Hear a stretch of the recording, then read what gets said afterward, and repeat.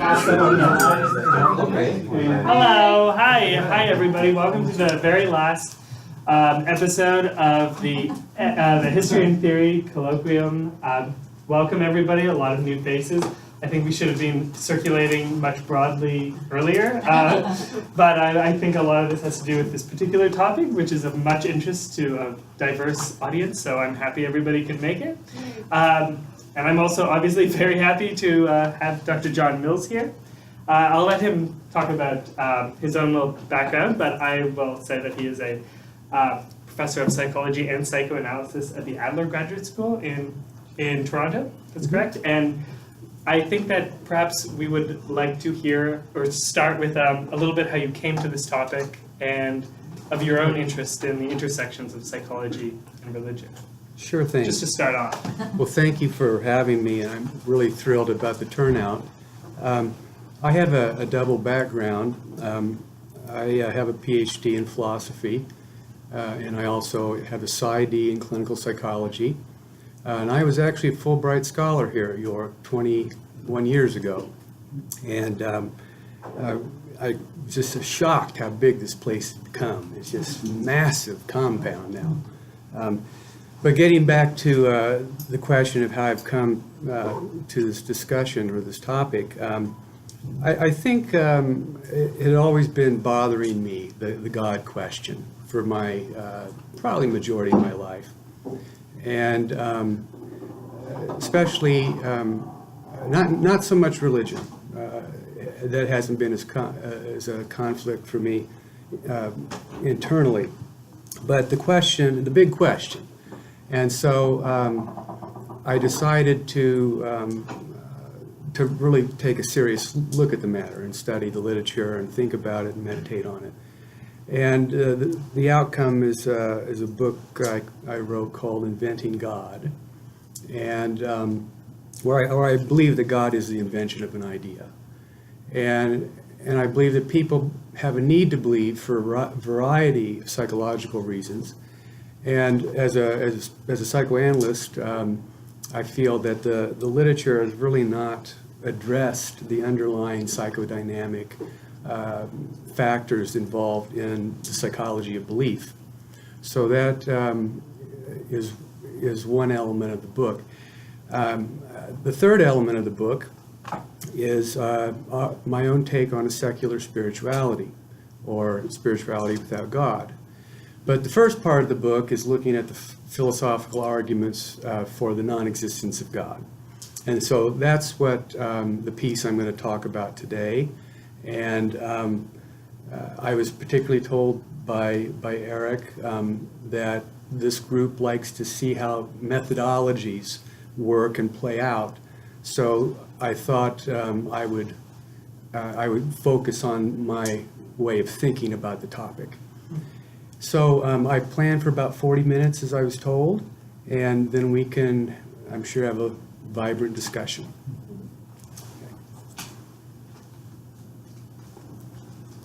So why do we postulate God, let alone assume there are reasons for God's existence? Although these questions have a long anthropological and theosophic history, they virtually stopped being asked after the publication of St. Thomas Aquinas' Summa Theologiae in the High Middle Ages, which laid out the question of God's existence in 3 articles. 1, whether the existence of God is self-evident. 2, whether it can be demonstrated that God exists. And 3, whether God exists. I'd like to offer a secular rejoinder to Aquinas' thought experiment. Proposition 1. First, we must start with the definition of God. A, what constitutes God? God is conceived to be greater than that which nothing greater can be thought. This constitutes supremacy. Therefore, God is supreme. Supremacy must exist in actuality and in truth, not as mere thought or possibility.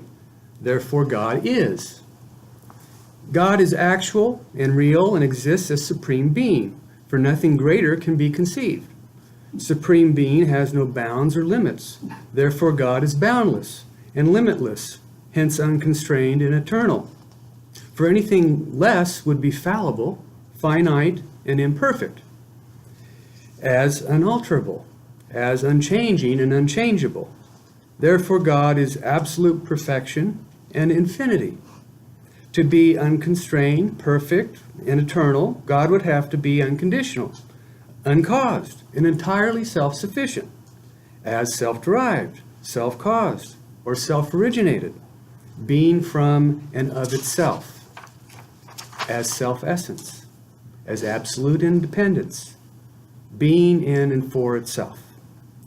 In order to be supreme and perfect, God would have to possess the following properties: omnipotence, omnipresence, omniscience, and ultimate goodness. To be omnipotent is to have unlimited universal power. Therefore, God is the ultimate force, will, and authority in the universe.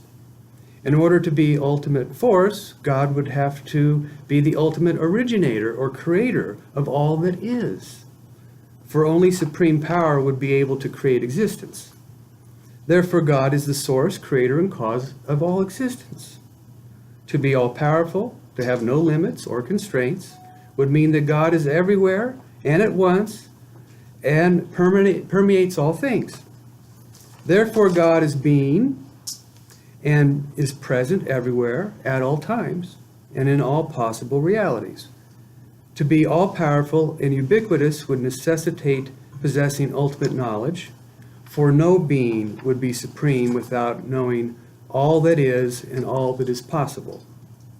Therefore, God is the omnifarious knower of ultimate knowledge as unsurpassable intelligence.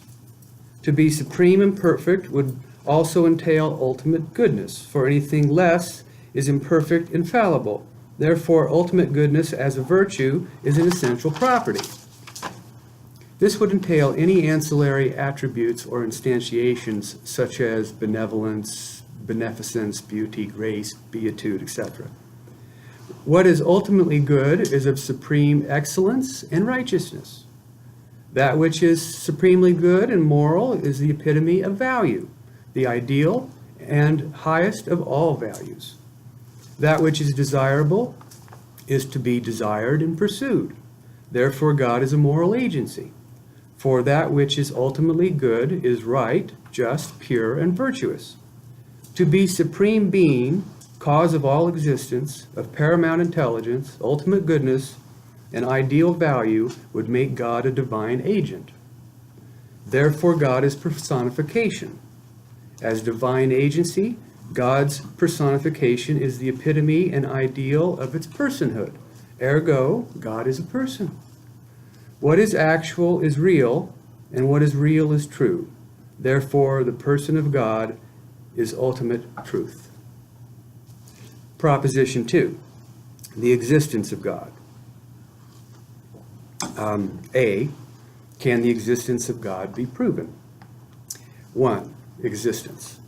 Existence is defined as that which is, that which has being or presence, is present in the current moment. That which is the case and is real, is manifest, hence actual. To exist is to be, to have actuality, to be alive. To be is to exist in actuality and have reality or life. To exist is to occur, to take place, and be present in space and time. To exist is to be and manifest as a thing, entity, mode, process, or manner of being that is evident. To exist is to persist and continue to be. To be is to belong to a specified class or group with certain discernible qualities, attributes, and characteristics. 2. Proof. Proof is understood as the conclusive demonstration of a given assertion based on evidence that is incontestable. Proof must depend upon evidence that establishes the validity of the propositions in question.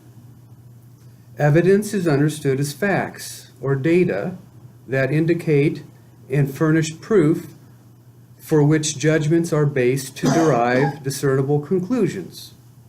Evidence should be present, plainly visible, clear, and conspicuous. Facts are understood as having actual, demonstrable existence in reality and in truth, actually. Facts are something done and presented as objectively real. They are. They can be occurrences or events. They must refer to something substantial, instantiated, or performed, and be objectively, hence extrospectively, verified. Data is information as something given or assumed based on determined facts or propositions used in order to derive specified conclusions or decisions. Demonstration is the act of making evident as an act of proving through conclusive reasoning or presentation of facts, as an illustration or explanation by experiment or practical application, or to show, reveal, display, operate, exemplify, or manifest by adducing evidence. Validity is a state or quality of being well-grounded, sound, efficacious, and based on well-founded conclusions. Validity may be achieved in several ways: by the correct application of certain specified rules determined by linguistic, mathematical, and logical operations governing conventional systems of discourse derived from human consensus; by methodological observation, measurement, calculation, and experimentation via tests, trials, replication, and statistical analysis, operating within the scientific parameters of reliability and the principles of verifiability and falsifiability. Coda. Following our operational definition of the criterion of evidence, God's predication would not meet the empirical standards of existence, because God cannot be proven as a fact or demonstrated to exist as an actual reality. For God has neither appeared nor manifested as an actual being or entity subject to methodological observation or investigative science. Therefore, the existence of God cannot be proven. Following the parameters and conventions of systematic logic, it is possible to offer legitimate arguments and formal deductive symbolic proofs for the existence of God that contain valid premises from which justified conclusions may be derived, or where they are correctly inferred or deduced from the premises. However, they would not meet the criterion pertaining to facts. Although arguments can be logically coherent, God's predication is based on speculative propositions and confined to formal boundaries governed by the human laws and rules of predication and demonstration, hence confined to thought, conception, or abstraction rather than fact, as warranted or justified belief, which can be true or false, and as faith. Hence, proof becomes a definitional dynamic, not an objective fact, although it may be valid. Definitions are based on linguistic conventions and semantic structures of language or grammar as social constructions instantiated within culture and sustained by consensual rules governing semiotics and meaning systems. This relegates the concept of God to a cognitive object, intentional stance, mental property, or psychological faculty of mind. Predicate logic embraces coherency, preciseness of definitions, and the correct application of specified rules to structure arguments and derive reasonable conclusions. The applications and procedures that govern formal logic or analytic judgments devolve into the domain of ideas as mental objects and abstract systems of rational thought, following prescribed rules of semantics and deduction. Following logical rules of demonstration, the most we can say is that proof is based on assent to conventional lexicon and methodological operations governed by consensus, social construction, and linguistic determinism that appeal to human norms and values. no proposition can be proof of itself. Existence itself is not a predicate. You cannot define being into existence. We cannot warrant the leap from logical forms or ideas to a category of actuality qua empirical reality, that is, as incontestable and definite existence, or the presencing of being, of a real being as such. Therefore, the formal conditions surrounding the logical applications of proof of God's existence can only be confirmed as a mental object determined by human discourse, posited by the psyche. Hence, God exists only as an idea. Proposition 3, the non-existence of God. A, is God's non-existence self-evident? We have determined that in order for something to exist, it must have being and presence as a real entity, and manifest itself as something actual. We have determined that evidence must be presented as facts or data that furnish proof and demonstrate existence that is incontestable. God's predication does not conform to the requirements governing empirical reality. God is not present or manifest. God's predication does not meet the criterion constituting a fact. God's predication cannot be objectively verified. God cannot be demonstrated to exist in actuality as factual truth. Therefore, God is not evident as objectively real. God's predication is based on absence. If God's absence is posited to exist, then there is no formal ground to determine the verity or validity of non-existence other than its own non-manifestation. Non-existence is self-evident based on a lack of presence as nothingness. Therefore, God's non-existence is self-evident, for nothing is present nor is being presented. Hence, this failure to appear constitutes the actuality of non-existence. B, can it be demonstrated that God does not exist?